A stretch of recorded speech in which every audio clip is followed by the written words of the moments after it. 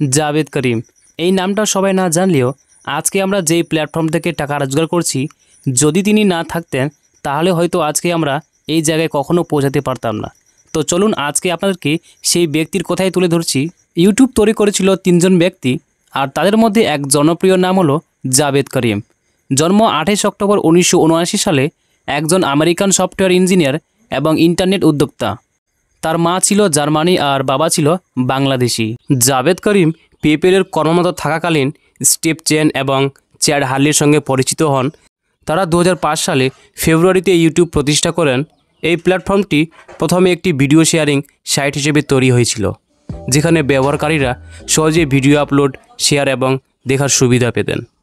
ইউটিউবের প্রথম ভিডিও ছিল মি এট দ্য জু, যা জাভেদ করিম আপলোড করেছিলেন 23 এপ্রিল 2005 সালে।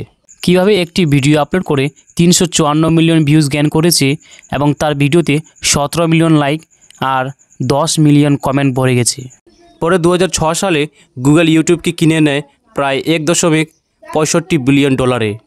ইউটিউব প্রতিষ্ঠার পর জাভেদ করিম বেশিরভাগ সময় পর্দার আড়ালে ছিলেন। 2006 সালে গুগল ইউটিউবকে কিনে নেওয়ার সময় তিনি গুগলের শেয়ার গ্রহণ করেন, যার মূল্য ছিল প্রায় $24 মিলিয়ন।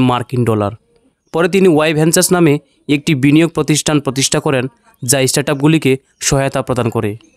জাভেদ করিম, যিনি প্রথম ইউটিউবার এবং ইউটিউবের সহ প্রতিষ্ঠাতা এবং মি এট দ্য জু ভিডিওটি নির্মাতা, বর্তমানে প্রযুক্তির জগতে সক্রিয় থাকলেও জনসমক্ষে খুবই কমই দেখা যায় তাকে। তিনি বর্তমানে ক্যালিফোর্নিয়ার পালো অল্টোতে বসবাস করেছেন এবং মিডিয়া থেকে তিনি এখন দূরেই থাকেন। ধন্যবাদ জাভেদ করিম, আমাদেরকে এরকম বড় একটা প্ল্যাটফর্ম দেওয়ার জন্য।